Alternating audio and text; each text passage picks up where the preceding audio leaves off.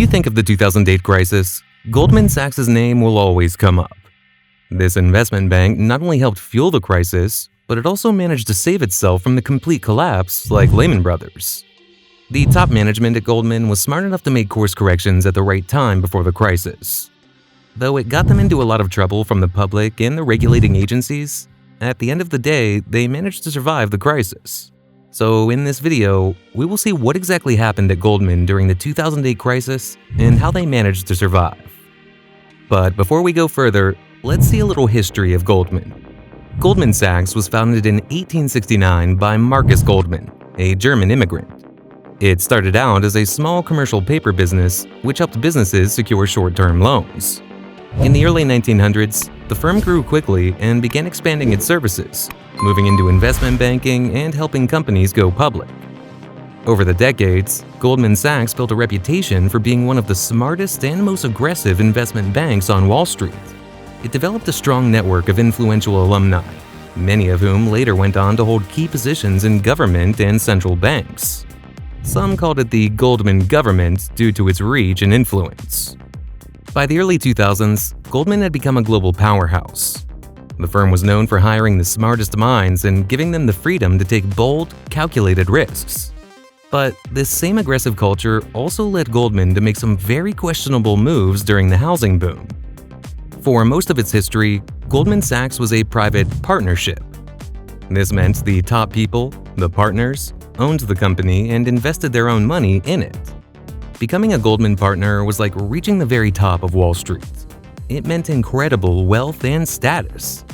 This system made partners very loyal who focused on the firm's success. But as Goldman grew huge and needed more money for its global trading business, many of Goldman's partners wanted to cash out their shares, so the company decided to change. In 1999, Goldman Sachs became a public company.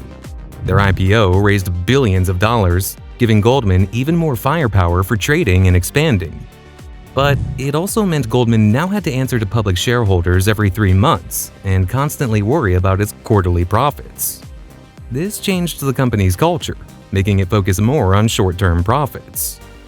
When the 2000s began, Goldman Sachs was led by CEO Henry Hank Paulson, and then, from 2006, it was led by Lloyd Blankfein. During this period, Goldman was arguably the most powerful and profitable investment bank in the world. Its trading desks were making record-breaking profits. Goldman's role in the housing boom. Like many other Wall Street firms, Goldman Sachs was heavily involved in the mortgage-backed securities market. Investors purchased these MBS, complex financial products that bundled thousands of home loans. As the housing market boomed, Goldman created and sold billions of dollars worth of mortgage-backed securities and collateralized debt obligations. These products were incredibly profitable and allowed the firm to make a lot of money quickly. Goldman not only sold these products, but they also bet against them. Initially, the firm had a large amount of exposure to subprime mortgages through the securities it created. But by 2006, some executives inside Goldman began to see cracks in the housing market. This is where Goldman made a key move that separated them from firms like Lehman Brothers. They began reducing their exposure to mortgage-backed securities and started placing bets against the very housing market they had helped inflate. Between late 2006 and early 2007, Goldman Sachs quietly started to offload around $10 billion worth of toxic CDOs. These were the similar CDOs that brought down Lehman Brothers, Bear Stearns, and almost the entire financial system. Goldman's move to get rid of these CDOs wasn't random. According to internal emails and memos released during the SEC investigations, key executives were actively warning that the housing market was overheated and about to collapse.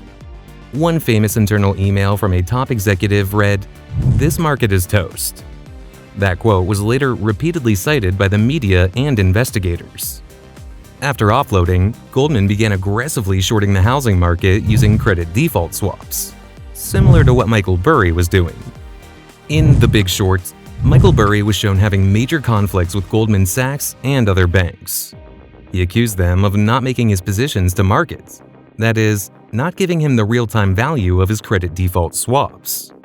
This was not a coincidence, because Goldman was also taking large short positions against the housing market. While they were facilitating Burry's trades, they were also using the same CDS contracts to protect themselves and possibly to profit. The delay in marking Burry's positions correctly was a strategic move to buy time while Goldman built their own hedges and offloaded their toxic positions. During this period of late 2006 to early 2007 is when the firm pivoted aggressively. They transitioned from being a net long player in the housing market to a net short. Basically, they were betting against the same clients they had sold the toxic CDOs to. The Abacus scandal. One of the most famous CDO deals of Goldman was the Abacus scandal. This was a synthetic CDO deal where Goldman allowed a hedge fund, Paulson & Company, to select the underlying mortgages that Paulson believed would fail.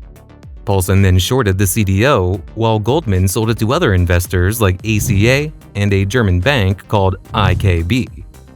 When the mortgages underlying the CDO began to fail, Paulson made over $1 billion in profits, while investors lost massive amounts of money. Goldman didn't tell the investors that Paulson had played a role in choosing the assets. This led to a major SEC investigation and a $550 million fine, the largest penalty against a Wall Street firm at the time.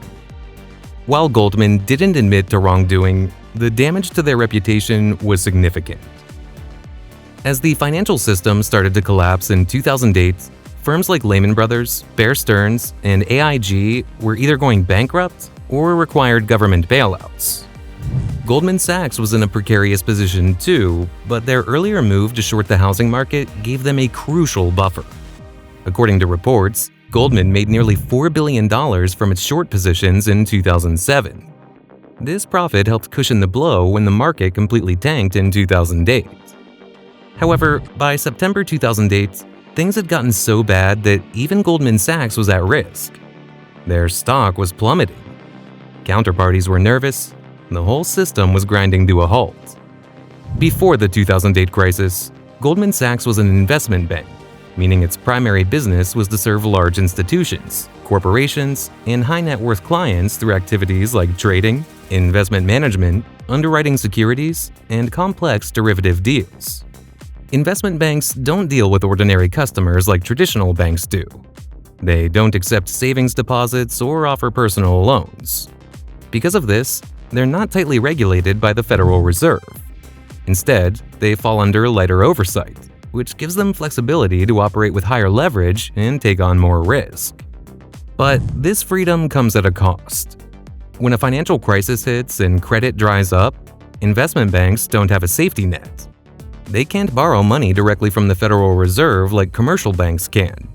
So, when Lehman Brothers collapsed in September 2008 and the markets seized up, even a powerhouse like Goldman Sachs faced a serious threat. How do you fund your operations when no one wants to lend and panic is spreading? That's when Goldman made a bold, strategic decision. It applied to become a bank holding company, BHC. So what exactly is a BHC? A bank holding company is a type of corporate structure that owns or controls one or more commercial banks. Think of it as a parent company for a regular bank like JP Morgan Chase & Company or Bank of America Corporation. When a company becomes a BHC, it agrees to submit to strict oversight by the Federal Reserve, including tight capital and liquidity requirements, stress testing, and limits on risky activities. In exchange, it gains access to critical support mechanisms, namely the ability to borrow directly from the Fed's discount window, a last resort line of funding to keep the institution liquid during times of distress. By converting into a BHC on September 21, 2008, Goldman Sachs essentially said, "We are willing to give up some of our freedom to survive." This gave them access to a more stable source of funding and also reassured investors and counterparties that the Fed had now stepped in as a watchdog. It sent a message to the market that Goldman wasn't flying solo anymore. The Federal Reserve had its back. That trust, in the middle of a global panic, was priceless. Just 2 days after becoming a bank holding company, Goldman Sachs secured another lifeline, this time from none other than Warren Buffett. On September 23, 2008, Buffett's company, Berkshire Hathaway, announced a $5 billion investment in Goldman Sachs. This wasn't a charity act. It was a calculated, high-reward bet. But more importantly, Buffett never would have made this deal if Goldman hadn't become a bank holding company. Why? Because before the collapse of Lehman Brothers, Buffett was approached to invest in Lehman too, and he said no at that time. The reason was simple. Lehman was highly leveraged, unregulated, and didn't have access to the Federal Reserve's safety nets. It was too risky and too opaque, and Buffett didn't trust the numbers. Goldman, on the other hand, had just voluntarily submitted itself to tighter Fed regulation by becoming a BHC. That gave Buffett a level of confidence. He knew Goldman now had access to emergency funding from the Fed. It was a vote for stability, and that's what made the investment make sense. Warren Buffett's deal was structured in such a way that it benefited him massively. He purchased $5 billion worth of preferred shares, which are a special kind of stock that pay a fixed dividend. In Buffett's case, that dividend was annually 10%, meaning he would earn $500 million every year just for holding the shares. Now, compared to the average dividend yield investors were getting in the market back then, it was just 2 to 4%. Many companies had stopped paying dividends altogether due to the financial meltdown. In a world where trust was gone and cash was king, a guaranteed 10% return on $5 billion was unheard of. It was essentially a high-interest loan dressed up as an investment, and Buffett structured it so that he got paid handsomely while taking on less risk. This wasn't a bailout out of goodwill, it was a classic Buffett move. Bet on a strong brand when the world is panicking, but only if the terms are heavily in your favor. Plus, he got warrants to buy another $5 billion of Goldman's common stock at just $115 per share over 5 years. That means even if Goldman's stock price rises in the next 5 years, Buffett will buy at a discounted price of $115. But with Buffett, what Goldman really got wasn't just money, it was credibility. When the world's most trusted investor backs you during a financial meltdown, it signals that your business is sound and worth saving. The very next day, Goldman raised another $5 billion through a public stock offering, now with investor confidence on their side. The twin moves of converting into a BHC and securing Buffett's investment gave Goldman Sachs the oxygen it needed to ride out the worst financial storm of the century, while others like Lehman were left gasping for air. In October 2008, they also received a $10 billion capital injection from the U.S. Treasury as part of the TARP, Troubled Asset Relief Program. So overall, Goldman got a total of $20 billion from various sources for liquidity and building the confidence of the investors during its critical time. Now, you might be wondering, if Goldman had $820 billion worth of debt, then how come only $20 billion saved them? Because it is not enough, right? The reality was, Goldman had $885 billion in assets and $820 billion in debt. So Goldman had around $65 billion in cushion. On top of that, it got $20 billion from various sources. So it was a total of $85 billion against $820 billion in debt. Goldman didn't need to go to zero to collapse. If just 10% of its assets went bad, then their total asset value would be around $797 billion, which was much less than their total debt. So that would mean Goldman was on the verge of bankruptcy and could be insolvent. That's exactly how Goldman was surviving on high risk and low margin for error. While Goldman was financially stabilizing, its image was falling apart. Journalists, politicians, and the public began to view the firm as a symbol of everything that was wrong with Wall Street. Rolling Stone famously called them a great vampire squid wrapped around the face of humanity. The fact that Goldman profited while others suffered only fueled the fire. There were calls for criminal charges, more investigations, and tighter regulations. The firm was grilled before Congress. Goldman responded by tightening its internal controls, increasing transparency, and agreeing to major settlements. But the damage to its reputation was already done. Overall, Goldman Sachs didn't just survive the 2008 financial crisis, they came out of it stronger in many ways.